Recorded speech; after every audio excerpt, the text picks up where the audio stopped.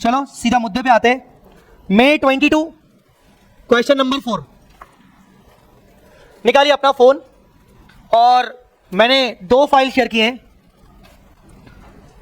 Sir balance sheet वापस से show कर दीजिए एक बार again, just for a minute. नहीं बेटा नहीं हो पाएगा, बाद में देख लीजिएगा। क्वेश्चन नंबर 4 पे आ जाओ, क्वेश्चन नंबर 4 पे आ जाओ, सजेस्टेड आंसर के क्वेश्चन नंबर 4 पे।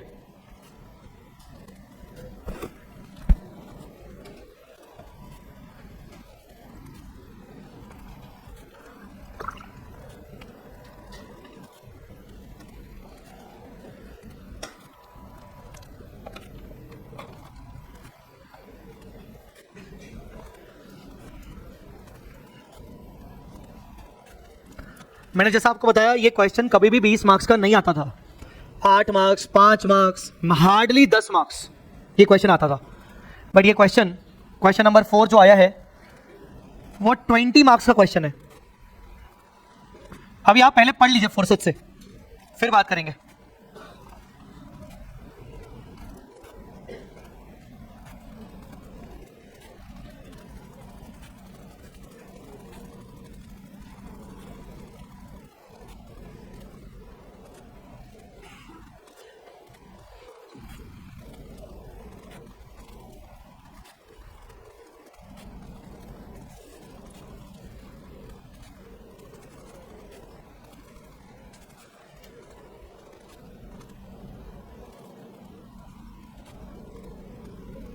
ये देखिए पहले बोर्ड पे आप देख लो। This is the analysis for past papers May 18 से लेकर मई 18, नवंबर 18, मई 19, नवंबर 19, मई 20, जनवरी 21, जुलाई 21, दिसंबर 21 और मई 22 मैंने आपको पेपर दिया है। अगर इस एनालिसिस को ध्यान से देखें तो जो ये चैप्टर है pre and post, 10 marks, 12 marks, 5 marks, 8 marks, 5 marks, 5 marks, 5 marks, 12 marks. 12 marks last कब? दिसंबर 21। उसके बाद सीधा छलांग मार दी इसने 20 मार्क्स। कौन सा? मई 22। कोई भी पेपर इसने स्किप किया है? इस चैप्टर ने किसी भी पेपर को स्किप किया है क्या? नहीं किया है। मतलब एग्जाम में ये क्वेश्चन आएगा, कुछ भी कर लो आएगा। 10 मार्क्स फ्री के, चैप्टर बहुत इजी है। 10 मार्क्स तो आपके अभी पक्के हो चुके हैं। समझ में बात आ रही कि नहीं आ रही है? आपके 10 मार्क्स कंप्लीट। हायर परचेज की देख लेते हैं एक बार। हायर परचेज देख लो। मई 18 में नहीं आया, नवंबर 18 में नहीं आया, फिर कितने मार्क्स का? फिर नहीं आया, फिर कितने मार्क्स का? फिर आया, फिर आया, फिर आया, आया और मई 22 में भी आया।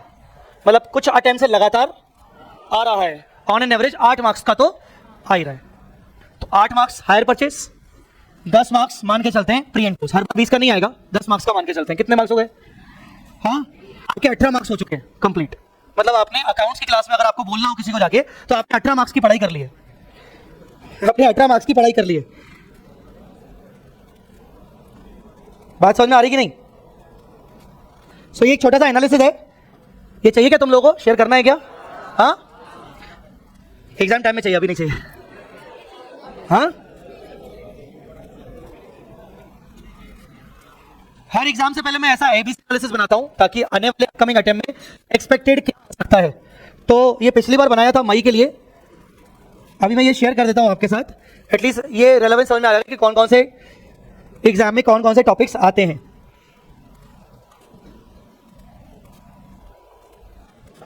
एक चीज और दिखाना चाहूंगा, मिसलेनियस आइटम्स। मतलब ऐसी चीजें, ऐसे सवाल जो किसी चैप्टर से नहीं है, जो किसी स्पेसिफिक चैप्टर से नहीं आते।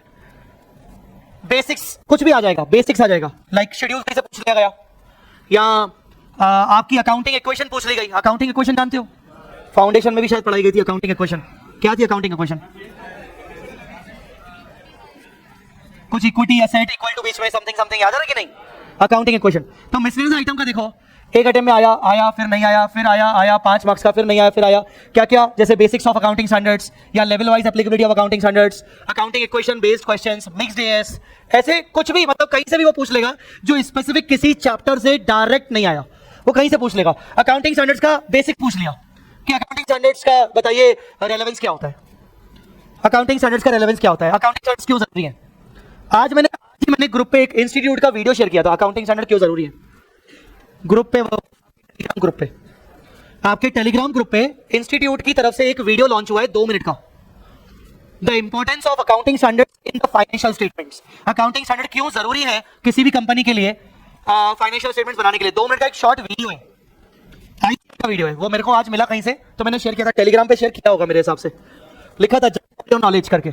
वो बेसिकली एक बार एग्जाम में आया था बेसिक्स ऑफ एएस वाले में, कि वो एएस का रेलेवेंस बताइए। सो यू शुड अंडरस्टैंड कि क्या क्या आ सकता है। तो 5 मार्क्स आप मान के चलेगा इस पेपर में, 5 मार्क्स आपका एक ऐसा क्वेश्चन आएगा जो बिल्कुल आपके लिए नया होगा, बिल्कुल नया, और उसमें आपकी खुद के एफर्ट्स मैटर करेंगे कि हाँ यार ये मैं लिख सकता हूं कि नहीं। और वो आमतौर पर थ्योरी क्वेश्चन ज्यादा हो सकता है आपकी नॉलेज जज करने के लिए।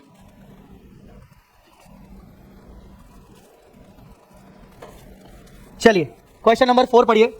अब इस क्वेश्चन नंबर 4 में अगर आप जैसा कि देख रहे होंगे तो एक दी हुई है इनकॉर्पोरेशन डेट और एक दी हुई है कमेंसमेंट डेट। कौन सी डेट हमारे लिए इंपॉर्टेंट है? कौन सी डेट इंपॉर्टेंट है? 5 बजे पेपर खत्म हुआ था, 5:15 बजे से लेकर जो मैसेजेस आना शुरू हुए, सर इनकॉर्पोरेशन डेट लेंगे कि कमेंसमेंट लेंगे, सर इनकॉर्पोरेशन लेंगे कमेंसमेंट लेंगे, क्योंकि यहां पर बैठ के कॉन्फिडेंस जबरदस्त होता है। पर वहीं पर अगर एग्जाम में बैठे हैं अपन तो अपने कॉन्फिडेंस की ऐसी धज्जियां उड़ चुकी होती है कि हालत खराब हो जाती है। सर 20 मार्क्स का क्वेश्चन आया है, सर ये क्वेश्चन तो कभी कोई बुक में भी नहीं था, ना इंस्टीट्यूट के मॉड्यूल में था, ना आपने करवाया ना किसी ने करवाया, सर क्या करें? सर इनकॉर्पोरेशन डेट लेंगे कि कमेंसमेंट डेट लेंगे प्री पोस्ट निकालने के लिए। अभी आप कितना आराम से बोल पा रहे हो इनकॉर्पोरेशन, और सही बोल रहे हो, पर यही धजिया एग्जाम में उड़ जाती है और अपन एग्जाम में नहीं इन्होंने कमेंसमेंट दिया तो कुछ तो रीजन होगा। एक काम करते हैं कमेंसमेंट से करके आते हैं। 40% स्टूडेंट कमेंसमेंट से करके आए, पूरा क्वेश्चन 20 मार्क खत्म, खलास, टाटा बाय बाय, गया 20 मार्क्स गए। सर स्टेप मार्किंग ना के बराबर। स्टेप मार्किंग वो डिपेंड करता है कि चेकर जो है वो उसका मूड कैसा है। जैसे आज मेरा मूड खराब है ना, देख ही रहे होगे, दामिनी ने मेरे को डांट लगाई आज, अब किसी के ऊपर तो गुस्सा निकलेगा ना, बस। तो चेकर का भी ऐसा ही, बोलो पत्थर उठा के मार दूंगा। हाँ बोलो कौन सी डेट रिलेवेंट है? कौन सी डेट रिलेवेंट है? तो यहां पर ध्यान से देखिए, कूल लिमिटेड, कूल बताओ, हाँ पर हमारी तबियत हॉट होती है उस टाइम पे। Cool limited was form to take over the running business of Fire Enterprise with effect from 1 April. चलो शुरू से 1 अप्रैल से ही है। The company was incorporated on, हमारे लिए ये वाली डेट रिलेवेंट है, 1 अगस्त। बोला बेटा क्लियर है कि नहीं? हैप्पी बर्थडे डेट हमारे लिए ये रिलेवेंट है।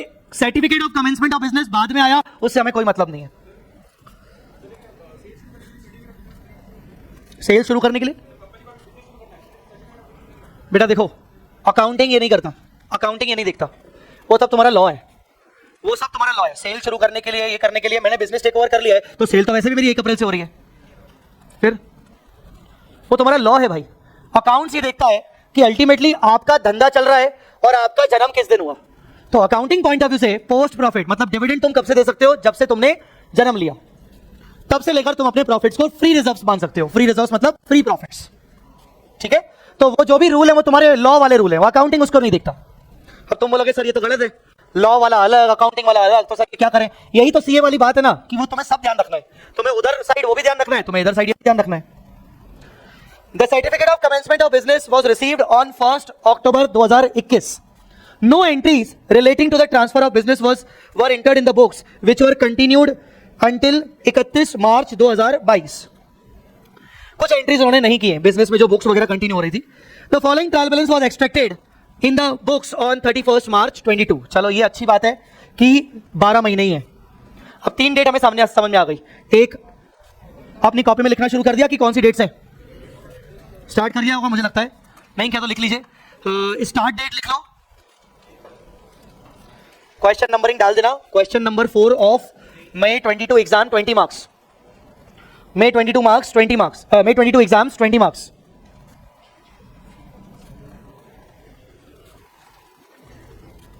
Start date 1 April, incorporation date 1 अगस्त और ईयर एंड डेट 31 मार्च। चलो टाइम रेशियो बोलो, 1:2। हाँ पक्का? यस 1:2, इंस्टीट्यूट का फेवरेट, मैक्सिमम क्वेश्चन में 1:2 ही आता है, अगस्त से ही करवाते हैं वो। 1:2 आपका टाइम रेशियो आ गया, नीचे लिख लीजिए टाइम रेशियो 4:8 करके 1:2, 4 months 8 months, 4 months 8 months, all right, next, ये पर्टिकुलर्स दिए हुए हैं, ट्रायल बैलेंस दिया हुआ है, ठीक है, इन चीजों को बाद में भी अपन पढ़ सकते हैं, इन चीजों को बाद में पढ़ सकते हैं, क्या क्या होगा देखेंगे। आगे आइए, पॉइंट नंबर 1, पॉइंट नंबर 1, चलो खुद से मन में पढ़ो और सॉल्व करने की कोशिश करो।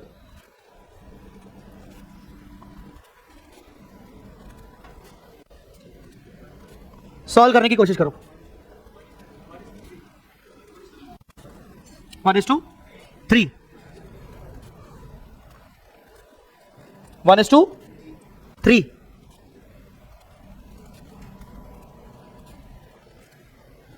Total sales for the year arose evenly, evenly मतलब सेम, हर महीने सेम, इवनली मतलब every month there is a same sale up to the date of certificate of commencement. हाँ ठीक है, सर्टिफिकेट ऑफ कमेंसमेंट मतलब कौन सी डेट, फर्स्ट, मतलब 30 सितंबर, मतलब आप उसको ऐसा भी बोल सकते हो, अगर कमेंसमेंट डेट अगर वो ये वर्ड यूज नहीं करता तो बोलता फर्स्ट 6 मंथ्स में, शुरू के 6 महीने में सेल्स सेम थी, उसके बाद ईयर आफ्टर, उसके बाद सेल कितनी हो गई, increase of 2/3 during the rest of the year, मतलब बाकी 6 महीने में 2/3 बढ़ गई, तो x + 2/3x। अरे यार ये क्वेश्चन था कल, ये पॉइंट कल था किसी क्वेश्चन में, हाँ क्वेश्चन नंबर 2 में, 2 क्वेश्चंस में था, तो ये 5/3x होगा ना। सेल्स रेशो कुल मिला के 1:3, सबका आया कि नहीं,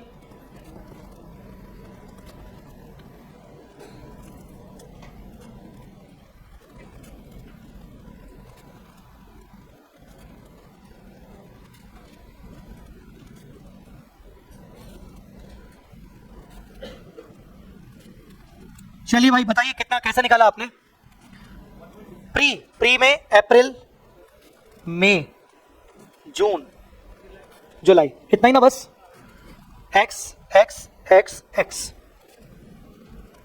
पोस्ट अगस्त, सितंबर, अक्टूबर, नवंबर, दिसंबर, जनवरी, फरवरी, मार्च।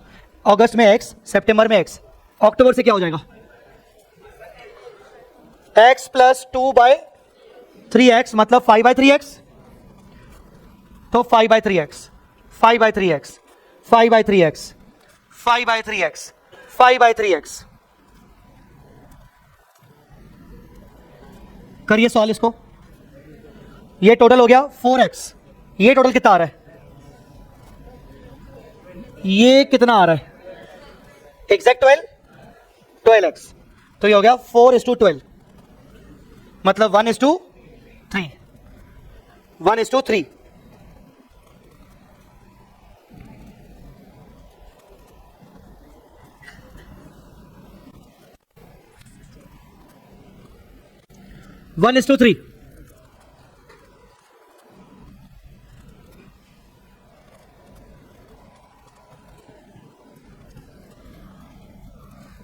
Sales ratio done, done. हाँ बेटा मैं ये कैलकुलेशंस करने के लिए नहीं खड़ा हूं, मतलब हमें इंपॉर्टेंट पॉइंट्स पे चलना है। Why this question is of 20 marks, ये तो तुम घर पे भी सॉल्व कर सकते हो और 2 क्वेश्चन में कर चुके हो। I will not waste the time on this. Next thing, yes, B number point is very important. B number point,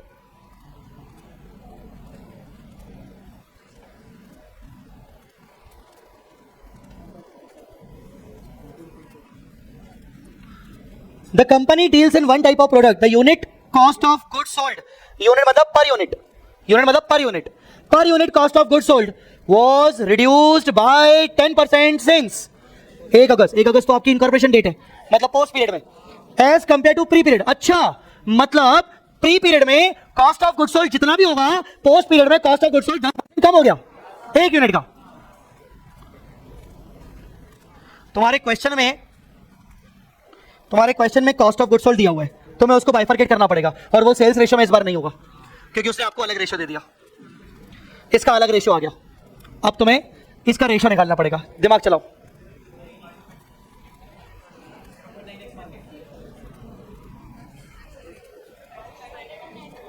वो तो एक्स मान लो, अगेन जाओ चाहो तो एक्स मान लो या कुछ कर लो। कुछ निकाला क्या, 5:9, 5:9,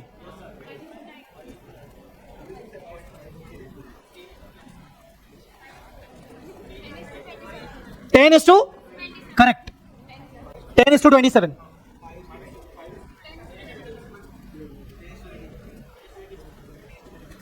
10:27 है, निकला क्या? हाँ, 10:29। अच्छा, ब्रश करके आए, इतना दांत दिखा रहा है। करो जल्दी, सॉल्व करने की कोशिश करो। छोटा सा सिंपल सा हिंट है, जैसे तुमने क्वेश्चन नंबर 11 से सॉल्व किया था ना, जीपी रेशियो वाला। क्वेश्चन नंबर 11 में, हमारी बुक का question number 11, GP ratio same वैसे होगा, सेम टू सेम वैसे होगा, क्योंकि जीपी भी सेल के ऊपर होता है, कॉस्ट ऑफ गुड्स सोल्ड भी सेल के ऊपर होता है, कॉस्ट ऑफ गुड्स सोल्ड भी सेल के ऊपर होता है। जैसे आपने क्वेश्चन नंबर 11 सॉल्व किया था, वैसा का वैसा होगा।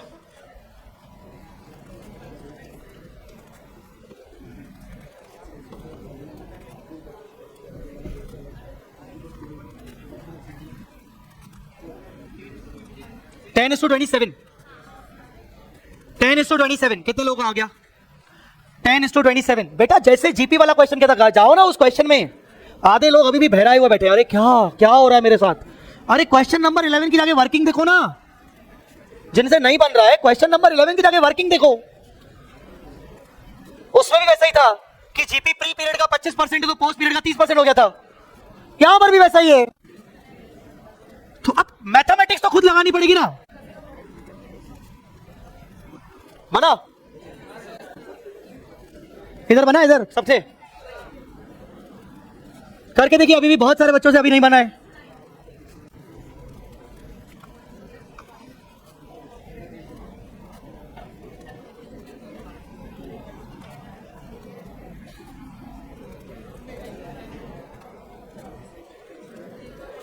देखो वो बोल रहा है सीओजीएस पर यूनिट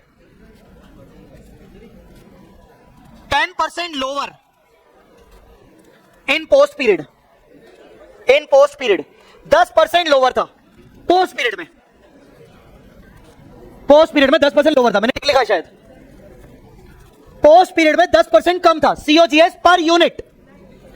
एक यूनिट की कॉस्ट पोस्ट पीरियड में 10% गिर गई। तो बस बहुत सिंपल है, हम बोल रहे हैं अज्यूम करो COGS per unit pre period में 100 रुपए,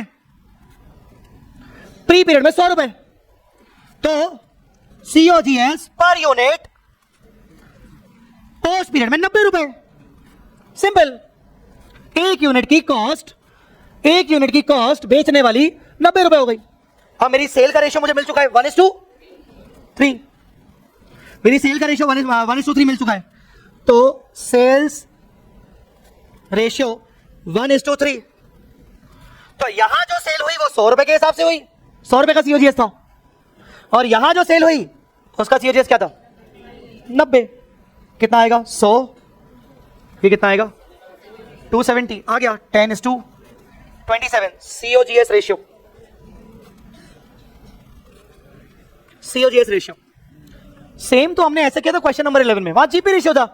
we need to understand the basics कि सीओजीएस और जीपी सेल के ऊपर होते हैं, नाम ही क्या COGS cost of goods sold, तो उसका रिलेशन सेल पे होता है। तो ये बिल्कुल ये जो क्वेश्चन नंबर 11 था उसको बदल दिया। This is the example I want to give you कि अगर रटने की कोशिश करोगे अकाउंट जैसे सब्जेक्ट को, कॉस्टिंग जैसे सब्जेक्ट को, तो नहीं आएंगे मार्क्स, क्योंकि you have to be ready कि जो हम पढ़ के गए हैं इंस्टीट्यूट उसको घुमा के तो कुछ और पूछ सकता है। ये चीज थोड़ी सी अगर आपने देखी हो तो मैंने पिछली बार हायर परचेज के चैप्टर में एक क्वेश्चन करवाया था, एग्जाम क्वेश्चन करवाया था। एक क्वेश्चन था जो हमने बुक्स में कहीं नहीं देखा था, बट वो बहुत इजी था, तुम सब कर लिए थे, 4 पॉइंट्स में उसमें थे ए बी सी डी करके। कुछ याद आ रहा है कि नहीं? वो रीपजेस करके रिपेयरिंग करवाई थी उसने, याद आ रहा है कि नहीं आ रहा है? So this is the thing, you have to apply your common sense. आपको ये एक्सेप्ट करके चलना पड़ेगा कि जरूरी नहीं कि मेरे से डिट्टो सेम क्वेश्चन पूछा जाए, वो उसे थोड़ा सा घुमा सकता है।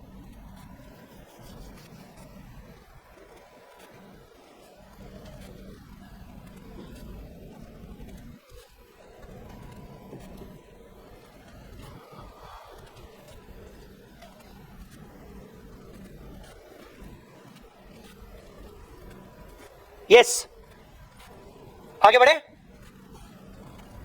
नेक्स्ट पॉइंट जो अभी कर सकते हैं, जल्दी आगे बढ़िए, मेरा वेट चाहो तो मत करो, आपके साथ क्वेश्चन शेयर किया हुआ है।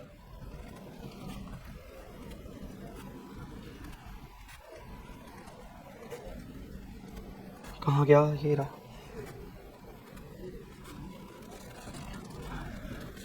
ये तीसरा वाला तो तुम मुझे बता ही दोगे, थर्ड वाला पॉइंट तो प्लीज यार, मतलब please.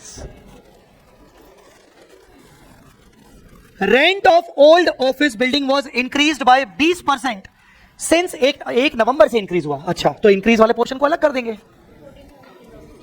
It had to also occupy additional space, मतलब नई बिल्डिंग। ओहो, दो चीजें हैं, ओल्ड बिल्डिंग का इंक्रीमेंट हुआ है और एक न्यू बिल्डिंग भी ऐड हुई है from July, for which rent was 6000 per month. चलिए करिए वर्किंग।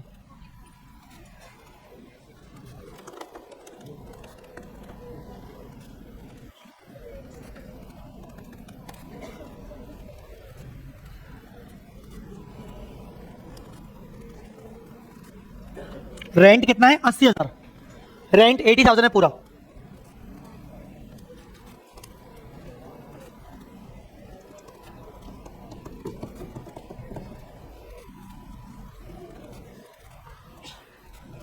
हाँ बेटा,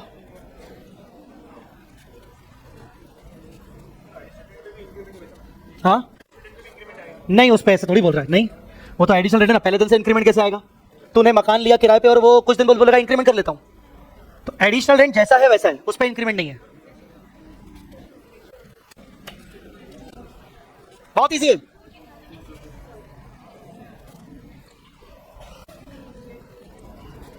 हो गया श्री?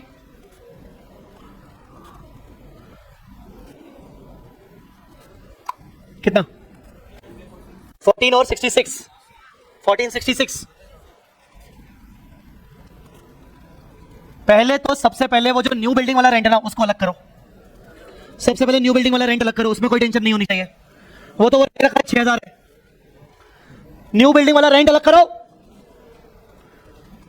न्यू बिल्डिंग वाला रेंट अलग करो। न्यू बिल्डिंग वाला रेंट कितना है? 6000। कब से है? जुलाई से, तो जुलाई से लेकर मार्च तक 9 महीने, 6000 इंटू 9, 54। 80 में से 54 अलग करो, 26। ये पूरा 26 ओल्ड बिल्डिंग का है कि नहीं? अब सीधी बात है, इंक्रीज कब से हुआ है? इंक्रीज कब से हुआ है? नवंबर से ना, तो नवंबर से पहले x, तो नवंबर से क्या 1.2x। क्या नालायक लोग, सिंपल है। नवंबर से पहले x, नवंबर से लेकर 1.2x, 20% से इंक्रीज हुआ ना भाई।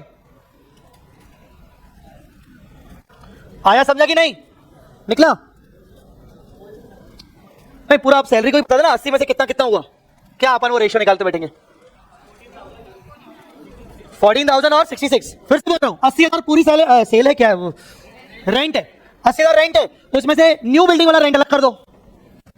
न्यू बिल्डिंग का रेंट कितना है? 6,000 रुपए। न्यू बिल्डिंग वाला रेंट अलग कर दो, 54 अलग हो गया। अब बचा 26। 26 ओल्ड का है, पूरे साल भर का है। अब साल भर में भी नवंबर से लेकर 20% हायर हो गया, तो नवंबर से पहले X x x x X, नवंबर से लेकर 1.2x। सिंपल यार, समझा कि नहीं समझा? कितना आया? 14 और 66, 14 और 66।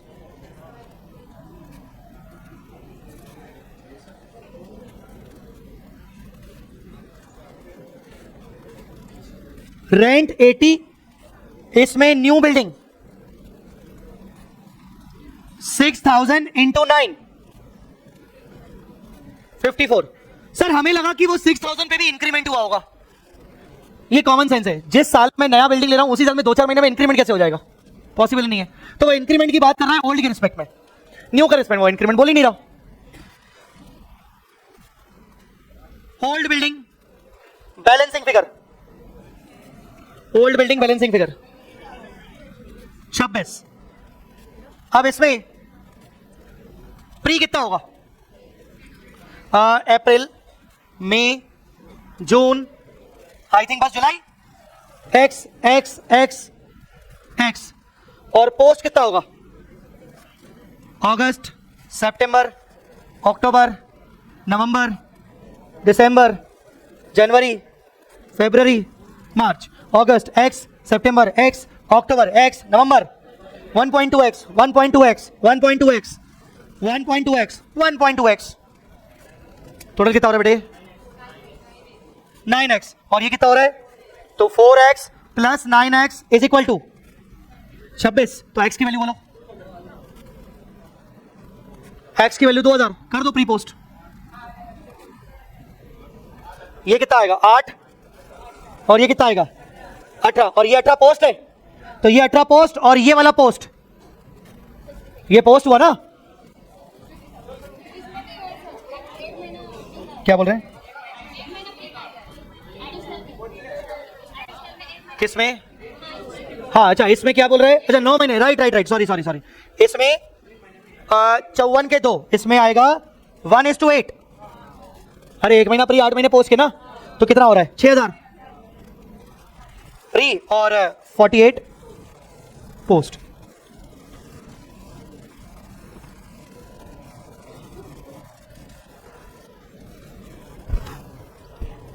आगे भी करते रहो अपने अपने, मेरा वेट मत करो। आगे देखो कौन कौन से पॉइंट्स है, आगे देखो और कौन कौन से पॉइंट्स है।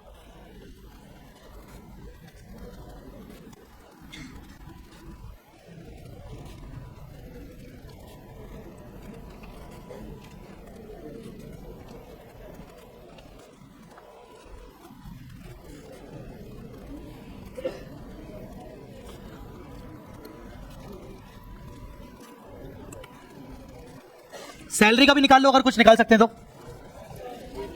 सैलरी अमाउंट ही बता दो ना मेरे को, अमाउंट ही बता दो कितना है? 8400, 33600। ये सैलरी ट्रिपल्ड फ्रॉम 1 जुलाई, ये पॉइंट हम कर चुके हैं सॉल्व पुराने क्वेश्चन में। सैलरी ट्रिपल्ड, अरे एक्स एक्स एक्स और वो आगे के 3x 3x 3x हो जाएगा। बेटा समझ में आ रही कि नहीं? निकाल लो सैलरी सब लोग।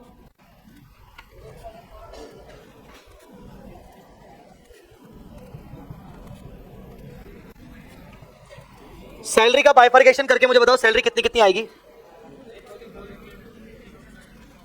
8400, 33600 प्री पोस्ट। किसी को सैलरी में प्रॉब्लम? अप्रैल की x, मई की x, जून की x, जुलाई की 3x, बस ये प्री हो गया। अप्रैल मई जून जुलाई, अप्रैल मई जून का कुल मिला के x x x और जुलाई का 3x मिला के हो गया 6x। प्री पीरियड हो गया 6x। अब पोस्ट पीरियड क्या हो जाएगा? 8 × 3 24, 24x, 6:24, 1:4, 1:4।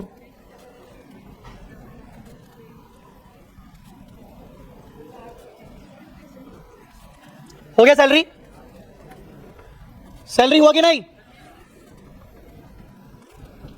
इधर पीछे हुआ कि नहीं? थोड़ा तेज बोल बेटा। सैलरी क्या? तेज बोल, चिल्ला के बोल। सैलरी क्या? अप्रैल की और मई की नहीं है क्या? नहीं है क्या मतलब क्यों?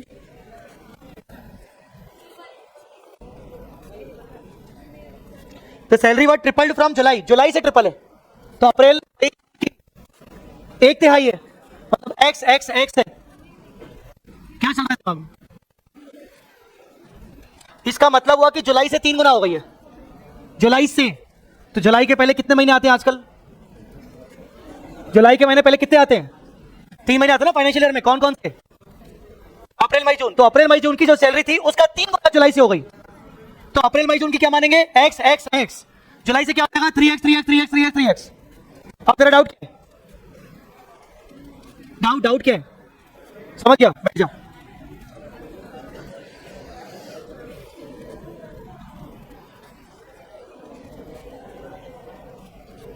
अरे सैलरी आ गया सबका। नेक्स्ट इज, ये पॉइंट भी हमने देखा हुआ है, ट्रैवलिंग वाला किसी ना किसी क्वेश्चन में था। Travelling expense include 4800 toward sale promotion. कैसे करेंगे इसको? ट्रैवलिंग एक्सपेंस कितना है? 16800। बोलो आंसर बोलो।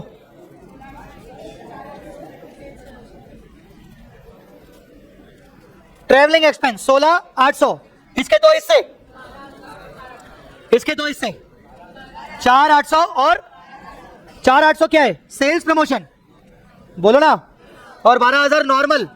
तो क्या करोगे, time ratio 12,000 time ratio, prime ratio क्या था 1:2 और सेल्स रेशियो क्या था 1:3, 1:2, हाँ सॉरी 1:2। ठीक है, अब कर लिया होगा यार वो, ठीक है 1:3, 1:2 कर लिया।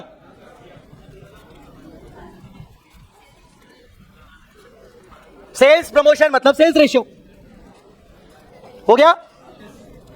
नेक्स्ट पॉइंट,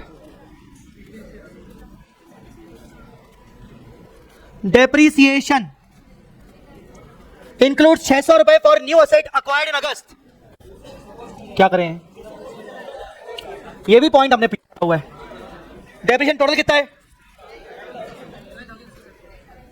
किधर है किधर है किधर है, 9,600। क्या करेंगे, 600 अलग, post post post only 9,000 ratio.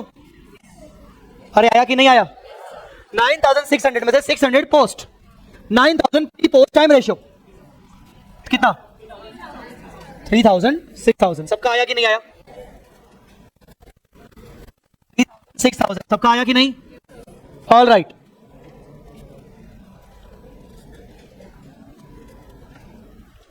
Next,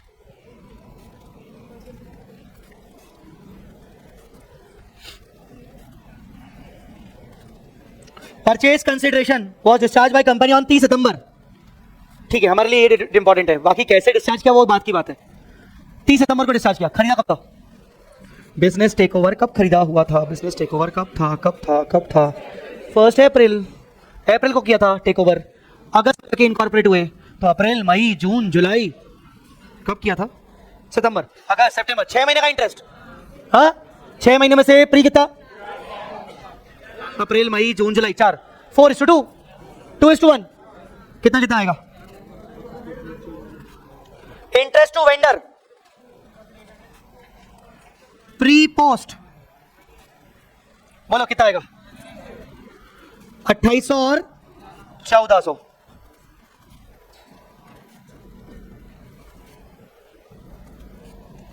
बोलो बेटा क्लियर, चलिए सॉल्व करके दो मेरे को आंसर दो मेरे को, प्री और पोस्ट प्रॉफिट चाहिए, प्री और post profit.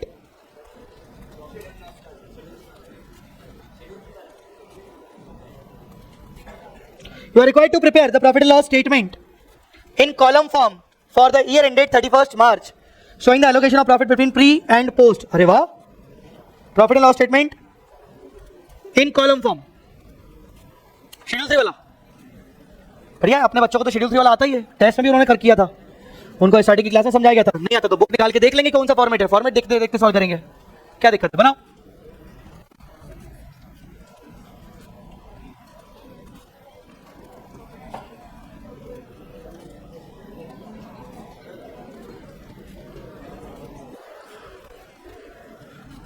Profit and loss का फॉर्मेट निकालो और शुरू हो जाओ। प्रॉफिट एंड लॉस का फॉर्मेट नहीं बेटा, प्रॉफिट एंड लॉस स्टेटमेंट बोला है ना बेटा, और कंपनी P&L कैसे बनाएगी, टी-शेप में बनाएगी क्या, प्रॉफिट एंड लॉस स्टेटमेंट होता है। अभी तक जितने भी क्वेश्चन हम करते थे उसमें क्या बोलता था, कैलकुलेट प्री एंड पोस्ट, हम नॉर्मल करते थे। अब उसमें क्या किया, prepare profit and loss statement. इसका नाम मतलब नाम क्या मतलब हुआ इसका, बाय डिफॉल्ट शेड्यूल 3, क्योंकि कंपनी बना रही है। वो आपकी मर्जी है, वो आपकी मर्जी है। चलिए सॉल्व करिए जल्दी, तुम लोग सोचते बहुत ज्यादा, करते कम नहीं हो, सॉल्व करना शुरू करो। प्रॉफिट एंड लॉस का फॉर्मेट, सर कहां से लाएंगे फॉर्मेट, तुम्हारी किताब के अंदर भी फॉर्मेट है, किसी ने निकाला क्या, किताब के अंदर मिलेगा तुम्हें, किताब में एक चैप्टर है फाइनेंशियल स्टेटमेंट्स ऑफ कंपनीज करके, पेज नंबर क्या 2.8 2.10 P&L का स्टेटमेंट। बस आपको क्या करना है, उस ओरिजिनल कॉलम में, उस ओरिजिनल स्टेटमेंट फॉर्मेट में करंट ईयर प्रीवियस ईयर है, आपको करना है प्री और post. Current year previous year की जगह आपको करना है प्री पोस्ट, बस वैसा ही फॉर्मेट, जल्दी करो। अच्छा, उस फॉर्मेट के अंदर जो चीज तुम्हारे काम की नहीं है उसको लिखोगे ही नहीं। जैसे अदर इनकम अगर 0 होगा तो लिखने की जरूरत नहीं है, समझ रहा कि नहीं, चलिए करिए।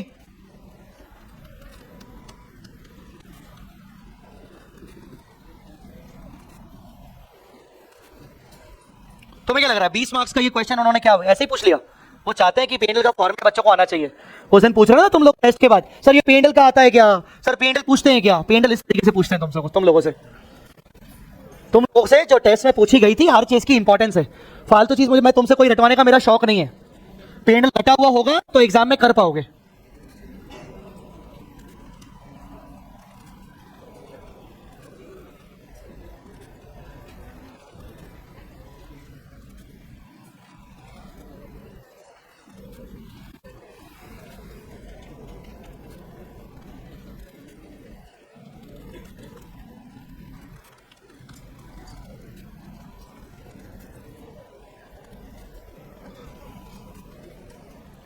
सभी लोग पेंडल का फॉर्मेट देख देख के करेंगे ताकि वो कोई गलती ना करें।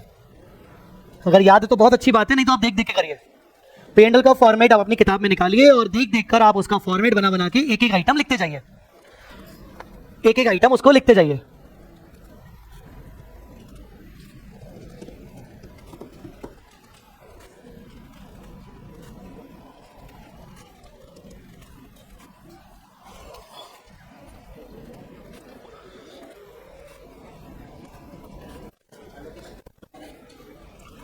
बना सकते हैं पर कायदे से अब उन्होंने पेंडल स्टेटमेंट बोल दिया तो एलोकेशन की वर्किंग ही अलग हो जाएगी। मतलब आप नोट्स अकाउंट से बनाते हो ना जैसे, तो नोट्स अकाउंट्स के अंदर एलोकेशन की वर्किंग कर सकते हो। बनाना तो जब पड़ेगा, नहीं तो 20 में से आपके 4 मार्क्स जाएंगे। अच्छा, you have to understand the importance of 20 marks ना बेटा।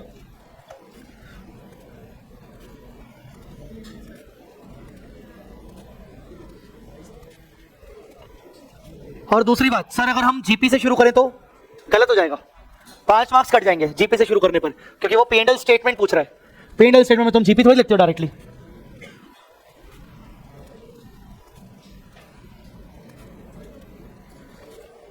आप इनके उसका देख लीजिए।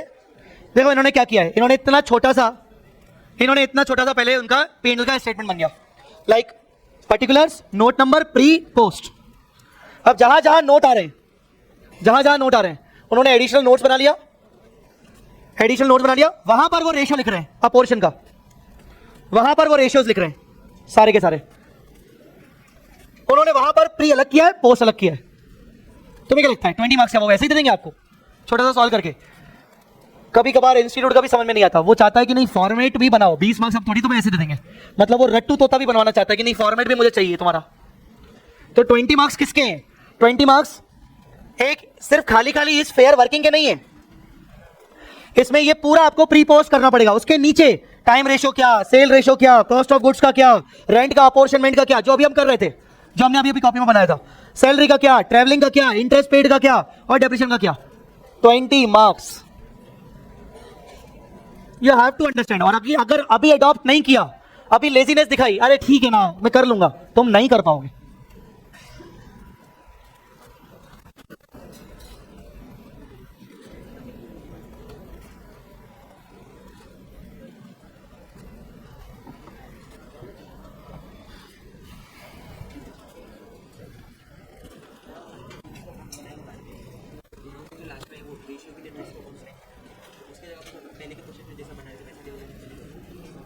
वो चलेगा तो देखो होमवर्क दिखा, होमवर्क 11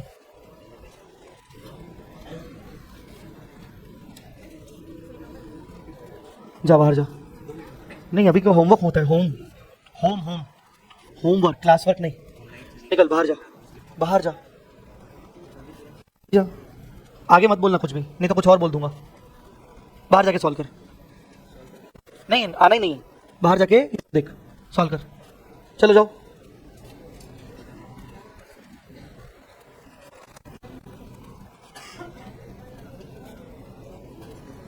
टाइम वेस्ट मत करो जल्दी।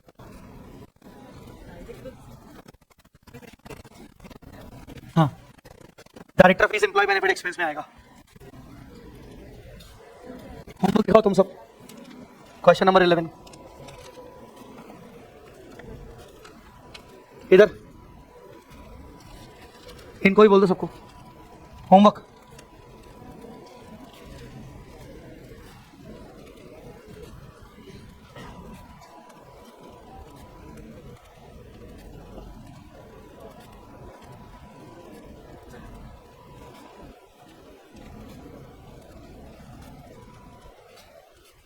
ये किसका है?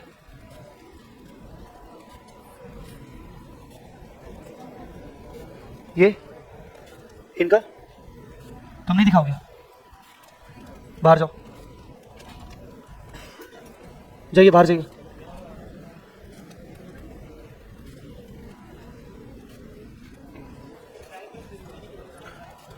डायरेक्टर रेम्यूनरेशन, डायरेक्टर सैलरी सब लोग एम्प्लॉय बेनिफिट में डालेंगे। Employ benefit expense, directors are employees of the company.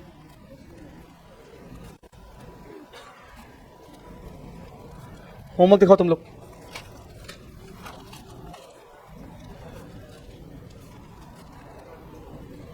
ये जगह क्यों छोड़ी है?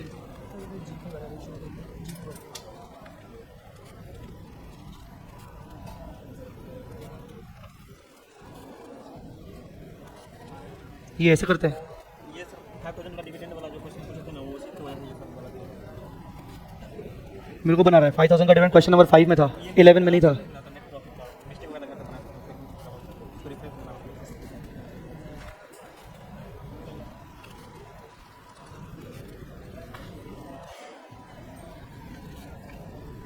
जा बाहर जा।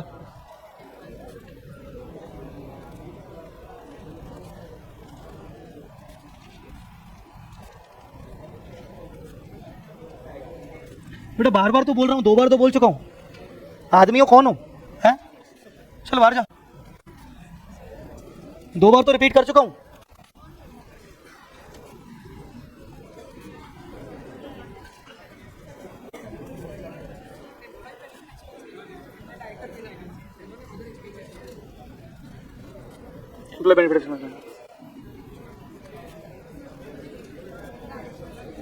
उन्होंने अदर में डाला है। मुझे लगा सेम पूछ रहा क्वेश्चन। क्या पूछ रहा क्वेश्चन के? हाँ पोस्ट में आएगा।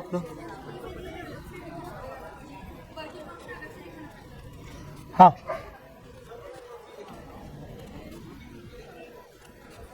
वर्किंग नोट में दिखाना पड़ेगा मतलब? हाँ वो वर्किंग नोट में दिखेगा, मतलब फेस पे तो आपका ओवरऑल सैलरी दिखेगा, मतलब एम्प्लॉय बेनिफिट एक्सपेंस। पर जैसे उन्होंने employ benefit expense point number 1 लिखा है, तो 1 वाला जो पॉइंट है उसके अंदर दिखाना पड़ेगा अलग। क्या क्या question?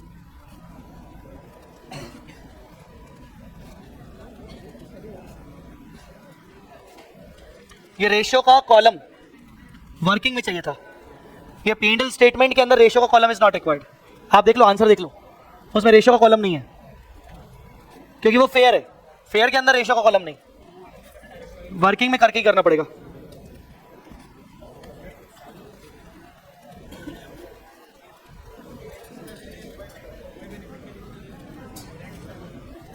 Rent salary employ benefit में आएगा।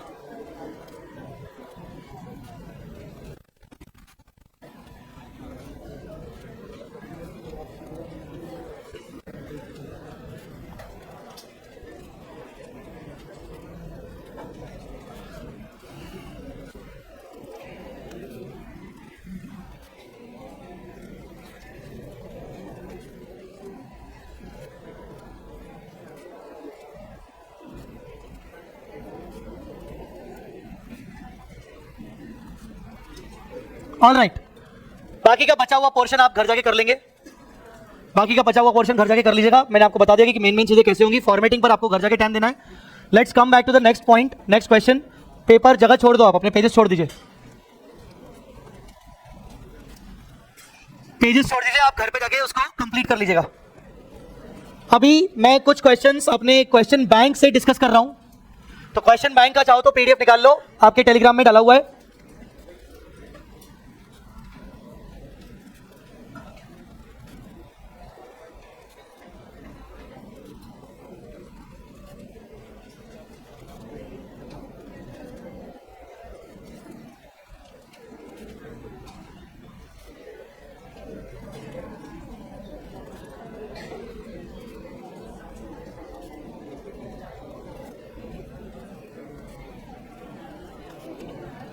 All right, question number 18.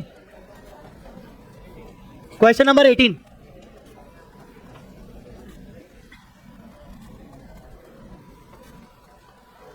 Question number 18. Question number 18 दिसंबर में 12 मार्क्स का आया था, ये दिसंबर 21 में 12 मार्क्स का आया था। देखते हैं 12 मार्क्स के हिसाब से क्या अपने से क्या क्या बन रहा है।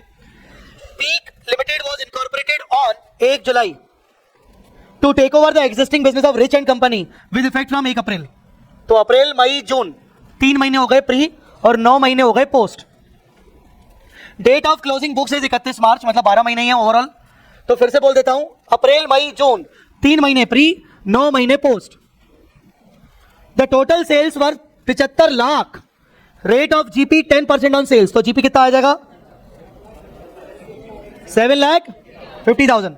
The expense charge to profit and loss includes sales commission, कौन सा रेशियो, डिस्काउंट अलाउड, हाँ, carriage outward, free sample, after sales service charge, हाँ पक्का, director fees, audit fees, statutory audit of company, tax audit to chartered accountant, sales, tax audit based on sales, sorry हाँ sales ही होता होगा ना, tax audit is based on turnover, sales ratio, tax audit is based on turnover, salary to general staff, time, formation expense, formation expense मतलब preliminary expenses, post, rent office building, time, general expense, donation to political party, बोला नहीं कि किसने दिया, देखते हैं additional information में क्या बोलता है, नहीं तो देखेंगे उसको, टाइम करेंगे। General travelling, time, the sales per month in the first half were half of what they were in the latter of, x और 2x, तो अप्रैल मई जून एक्स एक्स एक्स 3x, हाँ, जुलाई से लेकर एक्स एक्स एक्स फिर 2x 2x 2x, बोलो ना बेटा कितना है ratio, 1:5। Rent of office building was paid 2,000 per month up to 30 September, thereafter it increased by 500 per month. हो जाएगा ये पॉइंट। प्रिपेयर अ स्टेटमेंट, देखो ये अ स्टेटमेंट बोल रहा है, P&L स्टेटमेंट नहीं बोल रहा है, प्रिपेयर अ स्टेटमेंट मतलब एक ही स्टेटमेंट में अपने को अपोर्शन दिखाना है, प्री करना है, पोस्ट करना है, इसने P&L स्टेटमेंट नहीं बोला। Showing pre and post for the year ended this and do also compute the amount to be transfer to capital. Capital में कौन सा बन जाता है, प्री, मतलब वो प्री बोल रहा है, प्री बताओ कितना जाएगा कैपिटल तुम्हें, बोलो बेटा हो जाएगा कि नहीं। पर इसमें एक पॉइंट कौन सी रह गई थी, डोनेशन, क्या करें, पोस्ट, टाइम, सेल तो कहीं से नहीं, सेल तो कहीं से नहीं। अब या तो अज्यूम करें कि इसको डोनेशन कंपनी ने दिया होगा, पर यह अजम्पशन कितना सही है वो भी तो क्वेश्चन मार्क है ना यार। क्या करें, टाइम की पोस्ट। आइए देखें इंस्टीट्यूट ने क्या किया है, assumed to be paid by company, लिखो अपनी कॉपी में समरी। डोनेशन के बारे में जब भी कुछ ना दिया हो हमेशा कंपनी अज्यूम करेंगे, डोनेशन के बारे में जब भी कुछ ना दिया हो हमेशा कंपनी अज्यूम करेंगे। कहीं पर ये इंपॉर्टेंट समरी लिख दो, अगली बार से हर चैप्टर के 3 पेजेस छोड़े जाएंगे समरी लिखने के लिए, कुछ ना कुछ इंपॉर्टेंट पॉइंट लिखने के लिए। अभी तो ठीक है, आप एडजस्ट कर लो इधर उधर। डोनेशन टू पॉलिटिकल पार्टी या डोनेशन के बारे में कुछ ना लिखा जाए तो हमेशा मानेंगे अज्यूम करके कंपनी ने दिया, पोस्ट है।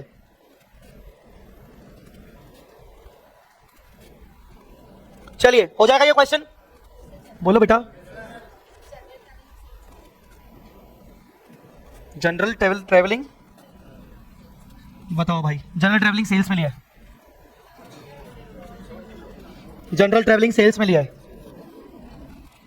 General travelling expense have been divided on the basis of turnover, alternatively it may be divided on, institute खुद ही बोल रहा है, मतलब तुम करके आते टाइम पे तो कोई दिक्कत नहीं होती दिक्कत, समझा कि नहीं।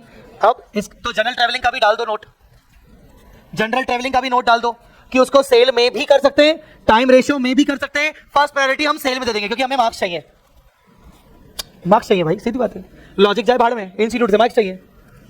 जनरल ट्रेवलिंग आइदर सेल पे भी कर सकते हैं और टाइम पे भी कर सकते हैं, पर हम सेल पे करेंगे क्योंकि हमें मार्क्स चाहिए। और नोट भी डाल के आएंगे कि ऑल्टरनेटिवली टाइम पे कर सकते हैं क्योंकि हमें मार्क्स चाहिए। भाई सीधी बात है, मार्क्स सबसे हायर, कॉन्सेप्ट जो लॉजिक जाए भाड़ में, अपने को सीए बनना है। At the day end they are checking your not your conceptual knowledge, they are checking your रट्टाफिकेशन, कि भाई वो उनके हिसाब से कर रहे हो कि नहीं कर रहे हो। अभी देखा नहीं, अभी सुना है कि किसी ने सीए वापस से कांड हो रहे हैं कॉपी चेकिंग में सीए इंस्टीट्यूट के द्वारा। सीए फाइनल का एसएफएम का पेपर में उन्होंने कॉपी गलत चेक की है, बहुत सारे बच्चों को 0 मार्क्स दिए हैं, बहुत सारे बच्चे अपोज कर रहे हैं, यूट्यूब पे चल रहे हैं बहुत सारे videos. Some faculties are opposing, SFM की फैकल्टीज लिटरली, मतलब यार बहुत गजब तरीके से कॉपीज गलत हुई हैं, बच्चों के मार्क्स नहीं दिए उन्होंने, 0 मार्क्स काट के रख दिए। मतलब क्या किया, एक क्वेश्चन है, एक क्वेश्चन का सोल्यूशन इंस्टीट्यूट के मॉड्यूल में उसमें नंबर ऑफ डेज निकालने पड़ते होंगे, तो 184 डेज करके निकालने पड़ते होंगे। मुझे पूरी कहानी नहीं पता, पर इतना पता है कि उसमें नंबर ऑफ डेज के हिसाब से कैलकुलेशन करनी होती है। अब वो इंस्टीट्यूट के पास ऐसे 2-3 क्वेश्चन होंगे, तो 2-3 क्वेश्चनों में इंस्टीट्यूट ने अलग अलग जगह पर अलग अलग किया है, ठीक है। पर बच्चा फिर सजेस्ट उसके हिसाब से करके आया कि जो मॉड्यूल में मैं उसके हिसाब से करके आता हूँ। सजेस्टेड में उन्होंने आंसर ही बदल दिया, और उन्होंने सजेस्टेड के हिसाब से सबके जिन्होंने मॉड्यूल के हिसाब से कोई आंसर किया है उनका सबका गलत कर दिया, 0 कर दिया। सम फैकल्टीज आर अपोजिंग। सो बहुत तकलीफें चल रही हैं, बीच में तकलीफें होती हैं। मतलब इससे ये प्रूव होता है कि sometimes they are not here to check your conceptual knowledge, they are here to check your कि एक दिन में भी तुमने गलती क्यों की। उससे डर लगने लगता है कि यार हायर परचेज के चैप्टर में अपन इंटरेस्ट निकालते हैं 93 टू 71.73, सर मेरा 0.73 नहीं आ रहा है, मम्मा मेरे साथ क्या होगा। मैं बता रहा हूं आपको पहले से ही, हालांकि मैंने पढ़ाते वक्त उस टाइम पे आपको बोला था कि नहीं राउंड ऑफ चलता है, क्योंकि डेमो चल रहा था। मजाक कर रहा हूं, मजाक कर रहा हूं, हमेशा नहीं होता ऐसा, डोंट वरी। करना पड़ेगा अपोज, बैठ के अपोज करो। अभी एग्जाम नवंबर में आ रहा है और बच्चा बोल रहा है मैं अपोज करूं कि मैं पढ़ूं, क्योंकि इंस्टीट्यूट की तरीका देखो। पेपर कब होते हैं, पेपर कब हुए, मई में। सजेस्टेड आंसर कब आया, 4 दिन पहले। एग्जाम डेट निकल गई, मतलब जो बच्चा आरटीआई में अपनी कॉपी बुलवा चुका है, आरटीआई में कॉपी बुलवा ली कि भाई I am not satisfied with the marks जो मुझे दिए गए, तो उसकी आरटीआई की कॉपी उसको रिजल्ट के बाद मिल गई थी। रिजल्ट कब आया था, 16 जुलाई को। रिजल्ट 16 जुलाई को आया था। अब रिजल्ट अगर 16 जुलाई को आ रहा है तो इंस्टीट्यूट को सजेस्टेड आंसर भी तो 16 जुलाई के अंदर लाने पड़ेंगे ना। इंस्टीट्यूट सजेस्टेड आंसर लाता है एग्जाम डेट निकलने के बाद, कर ले जो करना है कर ले। ऐसा क्यों, क्योंकि देखो इंस्टीट्यूट को पता है कि गलतियां हैं इंटरनल, दे ऑल्सो नो कि हमारे यहाँ पर जिन लोगों को हमने कॉपी चेक करने के लिए हायर किया है वो भी साले नालायक लोग हैं। ओपनली मैं तो बोल रहा हूँ, नालायक लोग हैं साले, उनको तो कोई ट्रेनिंग ही नहीं मिलती। दे आर चार्टर्ड अकाउंटेंट्स, उनको कोई ट्रेनिंग ही नहीं है, बस कॉपी चेक कर लो, कैसे करना है क्या करना है। They don't have any exam. हमारा एग्जाम हो रहा है, हमारा पेपर चेक हो रहा है, और जो चेकर है उसका कोई एग्जाम नहीं है, उसका कोई एग्जाम नहीं हो रहा है। भाई तू चेक कर, वो अपने हिसाब से जो भी चेक करे। सो किया क्या, तरीका क्या होता है इंस्टीट्यूट का। रिजल्ट आया 16 जुलाई को, रिजल्ट के बाद उन्होंने न्यू एग्जाम की डेट ओपन कर दी। न्यू एग्जाम की लास्ट डेट 10 अगस्त 20 अगस्त करके बढ़ा के वो कर दी। 20 अगस्त निकल गया, सब निकल गया, एग्जाम डेट निकल गया। अच्छा आरटीआई की कॉपी कब तक बुलवा सकते हो, 20 अगस्त तक बुलवा सकते हो। 20 अगस्त के बाद कॉपी भी नहीं बुलवा सकते। चलो कॉपी बुलवा ली, सब हो गया, एग्जाम फॉर्म भर दिया, जो फेल हो गए, जो लायक थे बनने के वो भी फेल हो गए। अब हम निकालेंगे सजेस्टेड। सजेस्टेड कब आया, सितंबर में सजेस्टेड आया, अभी 4-5 दिन हफ्ते भर पहले सजेस्टेड। हाँ जो करना है कर लो आप, क्योंकि अब तो आरटीआई का भी टर्म निकल गया। अब क्या करेगा स्टूडेंट के पास कोई तरीका नहीं, इंस्टीट्यूट किसी तरीके से कोई भी एप्लीकेशन नहीं डाल सकता कि देखो भाई सजेस्टेड में आपने ये दिया है, जबकि आपके के मॉड्यूल में इसका सोल्यूशन ऐसा है, मुझे ना मार्क्स दीजिए। कोई तरीका नहीं इंस्टीट्यूट के पास, मतलब रास्ते सारे दरवाजे बंद। भाई ऐसा नहीं है कि सजेस्टेड तो अभी बना रहे होंगे, सजेस्टेड तो उनके कब से रखे होंगे, जब पेपर बनता है तभी सजेस्टेड बन जाता है, क्योंकि उन्होंने अपने चेकर को तो दिया। पर सजेस्टेड वो इशू कब कर रहे हैं बच्चों को, महीनों बाद, जब बच्चे के पास समय ना हो और बच्चा डर के ये बोल दे कि अब तो एग्जाम आ रहे हैं, 1-1.5 महीना बचा है, मैं अगर कोई भी हरकत करूंगा तो फालतू फंस जाऊंगा। चेकर ने क्या हो जाएगा उससे, कुछ भी नहीं हो पाएगा।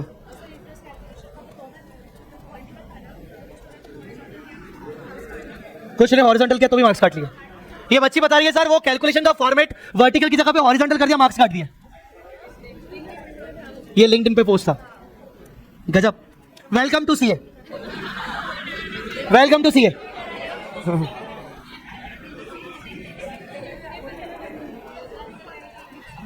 क्वेश्चन नंबर 18, 12 मार्क्स में मिनिमम तुम्हारे 5 तो आ जाएंगे। टेंशन मत लो, ऐसा हर बार नहीं होता, किस्मत बहुत ही खराब हुई तो ऐसा होगा। देखो मैं फॉर्मेट अभी क्यों इतना इंसिस्ट कर रहा हूं, P&L के फॉर्मेट पर क्यों इंसिस्ट कर रहा हूं। तुम लोग इसको बहुत हल्के में लेते हो, इंस्टीट्यूट हल्के में नहीं लेता है। मैं आपसे बोल रहा हूं फॉर्मेट पर ध्यान दो, शेड्यूल पर ध्यान दो, ये सब पर ध्यान दो। क्यों इतना इंसिस्ट कर रहा हूं यार, एट द एंड यार इंस्टीट्यूट आपको मार्क्स नहीं देने वाला, आपकी वो कॉन्सेप्चुअल नॉलेज नहीं चेक करेगा। आप कुछ भी कर लो, आप सीए अपने लिए बन रहे हो, इंस्टीट्यूट के लिए आपको रट्टू तोता बनना पड़ेगा। ये बात फैक्ट है, this is a real fact. हाँ सीए बनने के बाद आपका जब जॉब लगेगा तो आपको कंपनी आपका मेन नॉलेज चेक करेगा, फिर आपका रेक्टिफिकेशन चेक नहीं करेगा। यार एक बात बताओ ना यार, तुम वर्टिकल की जगह हॉरिजॉन्टल बना के है, क्या तुम्हें कंपनी में जॉब नहीं मिलेगी? 184 को तुम 180 राउंड ऑफ में लिख के आए, जो कि इंस्टीट्यूट ने मॉड्यूल में भी लिखा था, क्या तुम्हारी जॉब नहीं मिलेगी, तुम्हें क्या कंपनी मिलेगी? नहीं, तुमने तो ऐसा किया। लॉजिक देखो ना यार इंस्टीट्यूट का। नहीं, हम तो मार्क्स काटेंगे तुम्हारे, तुम लायक नहीं हो। ये क्यों हुआ? क्योंकि इंस्टीट्यूट को अपना रिजल्ट लिमिटेड रखना है। इंस्टीट्यूट अपना रिजल्ट लिमिटेड रखना चाहता है। रिजल्ट कितना आता है सीए इंटर का और फाइनल का? लास्ट टाइम कितना आया था? 5%, है ना? तो उनको डिमांड क्या होगी? कम रखी होगी। उन्होंने बोला नहीं, इस बार हमें डिमांड कम चाहिए। फाइनल का रिजल्ट कितना आया था? 11-12% आया था, है ना? अब वो डिमांड मैच करने के लिए उनको फेल करना पड़ता है, पर वो कभी एक्सेप्ट नहीं करते। वो कभी एक्सेप्ट नहीं करते ये चीज। But this is the internal actual, this is the real thing. अब उनको ऐसा नहीं है कि 100 में से सच में 11 बच्चे ही पास हुए होंगे, 100 में से कम 40 बच्चे पास हुए होंगे, पर उनको डिमांड रखनी है 11 बच्चों की, 11% की। मैंने तो ऐसे ऐसे लोग देखे हैं यार, बेचारे यार, मतलब एक एक मार्क्स के लिए तरसते हैं।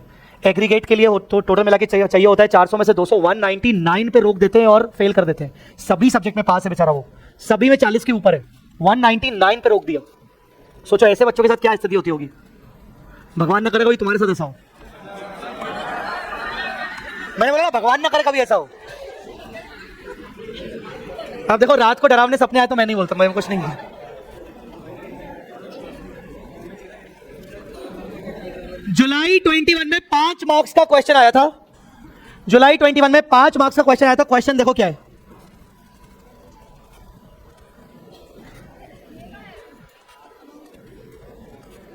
S limited incorporated on 30 November to take over the running business of proprietorship firm. The various expenses debited to profit and loss included these.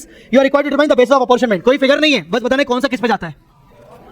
5वां क्वेश्चन, कौन सा किस पे जाता है? बोलो। पोस्ट अगर तुम्हारी किस्मत सही होगी तो वो सही किया होगा उन्होंने। प्रिलिमिनरी एक्सपेंस रिटर्न ऑफ, बेटा जनरल लिखा है।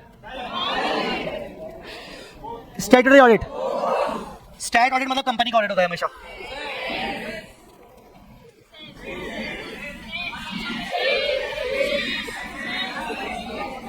अजम्पशन भी, सेल्स प्रमोशन। अब देखो दिमाग कैसे एग्जाम में हमारा खराब होता है। ऊपर सेल एक बार आ गया, नीचे फिर से सेल। नहीं नहीं नहीं, ऐसा नहीं हो सकता। ये बार बार सेल क्यों आ रहा है? नहीं नहीं नहीं नहीं, ये टाइम होगा। अरे क्या गजब दिमाग खराब होता है।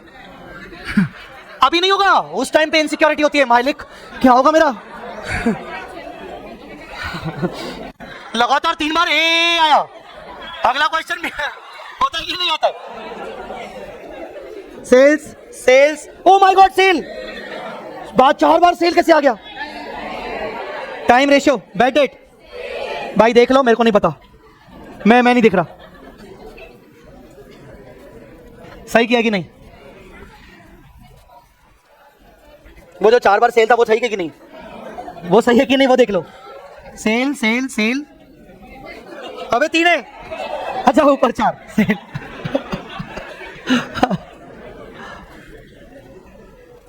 पांचवा क्वेश्चन, ठीक है। नवंबर 20, 5 मार्क्स। आप बस मुझे क्वेश्चन पढ़ते जाइए और बताते जाइए आपसे क्वेश्चन इस लेवल के बन सकते कि नहीं। They will not be your homework, ये होमवर्क नहीं होगा। बस पढ़ के जल्दी जल्दी मुझे आंसर करिए। ये क्वेश्चन आपके लेवल के है कि नहीं, जल्दी बोलो। अरे कुछ तो पढ़ो रे, पढ़ो पढ़ो।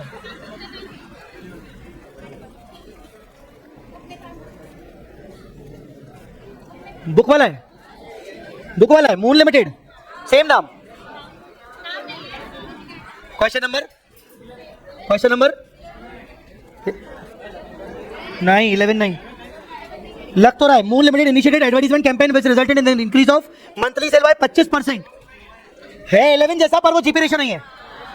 हो जाएगा बेटा, 5 मार्क्स हो जाएंगे कि नहीं? 10 मार्क्स नवंबर 19, 10 मार्क्स नवंबर 19। अब प्लीज अपना ना ढूंढते मत फिरो, पहले क्वेश्चन पढ़ लो प्लीज। आपको ढूंढने के लिए नहीं रखा है, आपको ये बोलने के लिए रखा है कि हाँ सर बन जाएगा कि नहीं बनेगा।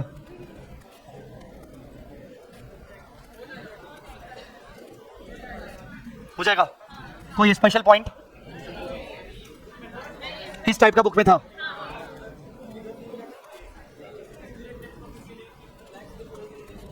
हाँ चलेगा। ये रुपीज इन लैक्स है, आप मान लो 0 5 बार लिख दो, लैक्स में कर, बिल्कुल चलेगा। पर इन्होंने अगर 0 पूरा एक्यूरेट दिया और आप रुपीज इन लैक्स लिख रहे हो, मैं तुम्हारा भविष्य तय नहीं कर सकता अभी। वो ऐसे ही तय करेगा तुम्हारा भविष्य, ठीक है। कैसे? जैसा लिखा है वैसे, आगे इसके 5 0, नहीं फिर मार्क्स नहीं कटेंगे। नहीं, इतने बड़े लोग नहीं है वो, इतने बड़े वाले नहीं है। बोलो बन जाएगा कि नहीं बनेगा? हाँ, कोई स्पेशल पॉइंट? ये बैड डेट रिकवर्ड हुआ, वही वाला पॉइंट याद है कि नहीं? बैड डेट वाला, इन्वेस्टमेंट ऑलरेडी बेच दिया। अरे किया है यार, 2-3 क्वेश्चन ऐसे बुक में है, किया है ना।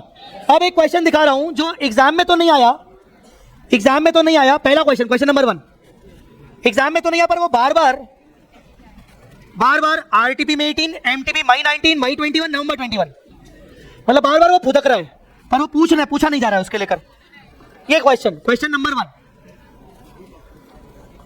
क्वेश्चन नंबर 1 पढ़िए सब लोग पहले।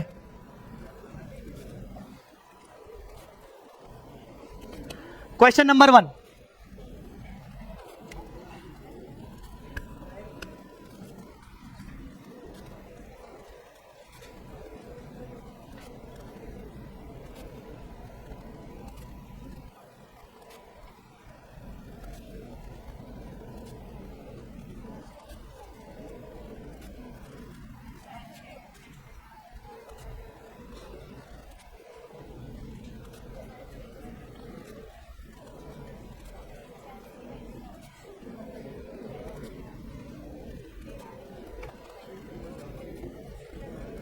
ये आपको थोड़ा हल्का फुल्का अभी जो मई 22 का किया था, हल्का सा वैसा आपको फील देगा, हल्का सा वैसा फील देगा। वहां पर सीओजीएस 10% कम था, ज्यादा था, वो था। यहां सीओजीएस की जगह उन्होंने परचेज कर दिया, और आसान करने के लिए बोलते कि ओपनिंग क्लोजिंग स्टॉक है ही नहीं, मतलब वही परचेज, वही सीओजीएस बन गया। मतलब बेसिकली उन्होंने वही पॉइंट उन्होंने मई 2022 में दे ही दिया। देखो ना, इसमें आपको समझ में आएगा कि परचेज को किसी रेशियो में डालना है।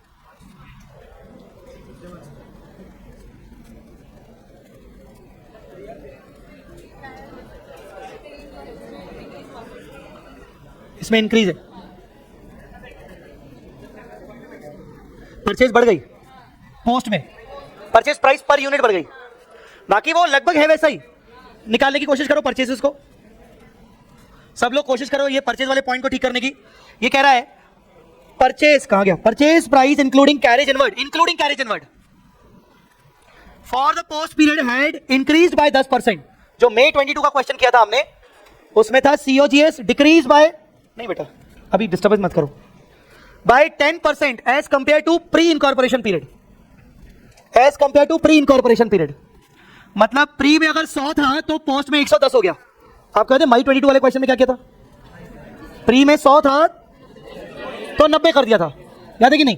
अभी प्री में 100 तो पोस्ट में 110। आगे वो क्वेश्चन को सिंप्लीफाई करने के लिए बोल रहा है, no stock were carried either at the beginning और एट द एंड।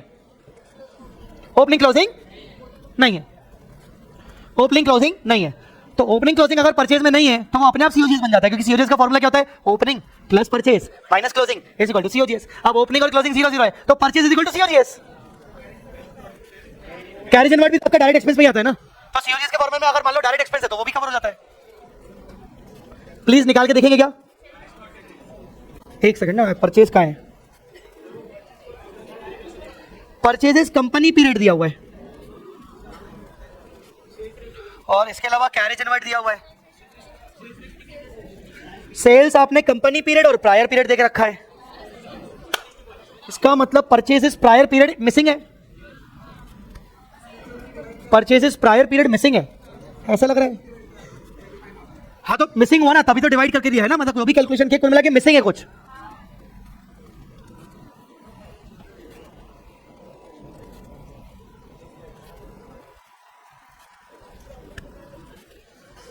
ना सॉल्व करने की कोशिश करो ना, देख देख के बार बार क्या करोगे? थोड़ा देखो क्या हो सकता है, कुछ कैलकुलेशन करो ना।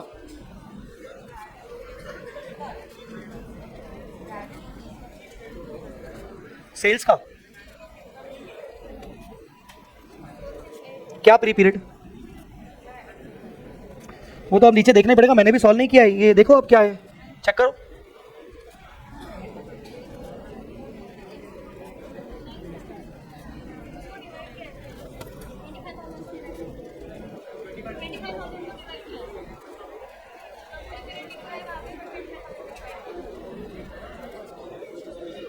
इन्होंने 25,000 को ही बाइफरकेट किया है, इन्होंने 25,000 को ही बाइफरकेट किया है, जबकि लिखा गया है कंपनी पीरियड। नहीं बेटा, उन्होंने प्री पोस्ट का मिला के कंसिडर किया है। पढ़ने पे समझ आ रहा है कि वो तो पोस्ट पीरियड का होगा। हाँ परचेस होगा, पर मेरा कहने का मतलब था यहां से इंटरप्रिटेशन ये निकला है कि अगर ये सिर्फ अकेला अकेला पोस्ट है तो प्री निकाला जाएगा, पर इन्होंने क्या किया, इसको ही प्री पोस्ट में डिवाइड कर दिया। रेशियो कितना 1:3.3, यही आ रहा है क्या?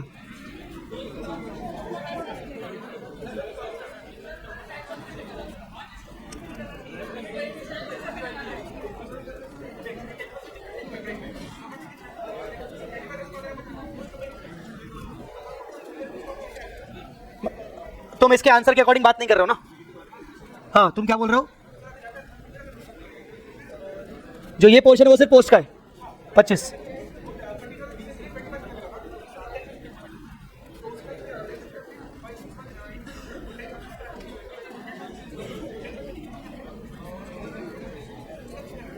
पर उन्होंने वैसे किया नहीं है। तुम जो कैलकुलेशन बोल रहे हो सही बोल रहे हो, पर उन्होंने वैसे किया नहीं है। उन्होंने 25,000 को ही स्प्लिट कर दिया है।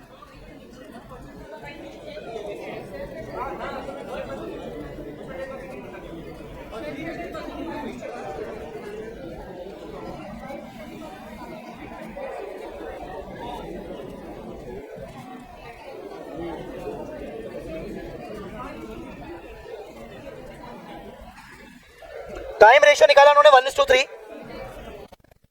Time ratio 1:3। 1:3 आ रहा है क्या? अप्रैल जुलाई, हाँ 1:3। इन्होंने परचेज को परचेज प्राइस रेशियो इज 3:9। उन्होंने टाइम रेशियो ही बांट दिया, but the purchase price was 10% higher in the company period. मतलब 3:9 प्लस 10%, ऐसा कर दिया।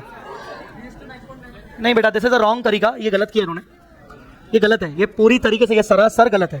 आप तो मुझे बताओ आप अपने हिसाब से कैसे करोगे? ये छोड़ो, ये जाए भाड़ में, ये जाए भाड़ में। आप मुझे बताओ कैसे होना चाहिए? आपका सेल्स रेशियो क्या था? हाँ अब बोलो। 1 वाली सेल का COGS मतलब परचेज कितने का होगा? इंटू 100। हाँ, और 4 वाली सेल का 110, तो ये होगा 100 440। 100:440, 5:22। बोलो ना बेटा। अब और भी इसमें और क्या इंटरप्रिटेशन बनता है, सुन दो। ये 22 कौन सा पीरियड है? पोस्ट। अब मैं रीडिंग करके क्या लग रहा है आपको? ये क्या होगा? परचेज कंपनी पीरियड मतलब क्या होगा? पूरा post. So this 25,000 should represent your 22 रुपए। हाँ, तो 25,000 divide by 22 into 5। 25,000 divide by 22, ये 22 रुपए मैटर करता है ना? तो आपका प्री पीरियड आना चाहिए परचेज 25,000 डिवाइडेड बाय 22, ये 22 के बराबर है, इंटू 5 आना चाहिए 5682। कायदे से ये होना चाहिए। बोलो बेटा, समझा कि नहीं? कंसीडरिंग द फैक्ट कि 25,000 ओनली फॉर पोस्ट पीरियड। बोलो ना बेटा। या अगर चलो गिरी से गिरी हालत में अगर ये कंपनी पीरियड वर्ड काट लिया जाए, इसको डायरेक्ट डिवाइड कर लो 5/22 में। बोलो ना बेटा। अब बताओ, अगर तुम्हारी किस्मत खराब हुई और ये क्वेश्चन आ जाए तुम्हारे एग्जाम में, तो तुम क्या करके आओगे? सर ने तो कहा था कि 10 मार्क फ्री के होते हैं, ये फ्री है। बोलो क्या करोगे? सर हमें मार्क्स चाहिए। क्या करोगे? ठीक है, काम करते हैं। I need to check this, क्योंकि ये 3-4 बार आया है। कल मैं देखता हूं, मैं देख के आऊंगा कि इवन आप खुद भी डाउनलोड करके देख सकते हो कि चारों एमटीपी में, तीनों एमटीपी और आरटीपी में कोई करेक्शन किया है कि नहीं किया है। विल चेक एक बार देख लेंगे। हो सकता, क्योंकि कई बार ऐसा हुआ है, इंस्टीट्यूट को रियलाइज हुआ है कि गलती थी, तो इंस्टीट्यूट फिर कोरिगेंडम इशू करके फिर उसको बोलता है कि नहीं ये गलती हो गई थी, इसको ठीक कर रहे हैं अपन, ऐसा कर रहे हैं। तो I have to check institute के उसके एमटीपीज डाउनलोड करके। आप भी चाहो तो चेक कर लेना घर जाके कि ये कहीं पर करेक्शन है कि नहीं। अगर करेक्शन नहीं हुआ है फिर क्या करेंगे? अगर मान लो इंस्टीट्यूट के सवालों में कोई करेक्शन नहीं है, उन्होंने ऐसे किया, फिर क्या करेंगे? टाइम रेशियो या फिर ये तरीका, उससे भी बेटर अप्रोच, उससे भी बेटर अप्रोच। भगवान का नाम लेना शुरू कर दो। All right, now listen to me. सारे क्वेश्चन बाकी के नॉर्मल लेवल के ही हैं। आपके क्वेश्चन बैंक के अंदर जो मुझे मेन क्वेश्चन आपके साथ डिस्कस करना था दैट वाज May 22 जो मैंने आपसे डिस्कस किया। इसके अलावा मुझे आपको लेवल ऑफ क्वेश्चंस दिखाना था कि एग्जाम में कौन से लेवल ऑफ क्वेश्चंस आ रहे हैं। इससे कहीं ना कहीं क्या होता है ना, स्टूडेंट का एक कॉन्फिडेंस समझ में आता है यार चलो एग्जाम में जो क्वेश्चन आ रहे हैं वो लेवल का हमने टच कर लिया, एग्जाम में अगर हायर लेवल हुआ तो वो भी हमने कवर अप कर लिया। इस चैप्टर से क्या शिक्षा मिलती है कि भाई कितना भी कॉन्सेप्चुअली हमारा सही हो, फॉर्मेटिंग पर हमें ध्यान देना तो पड़ेगा। P&L स्टेटमेंट बोल रहा है कि सिंपली स्टेटमेंट बोल रहा है? सिंपली स्टेटमेंट बोल रहा है तो ठीक है, पर उसने बोला कि P&L स्टेटमेंट, तो मुझे P&L को ही लिख के आना है। बात समझ में आई कि नहीं?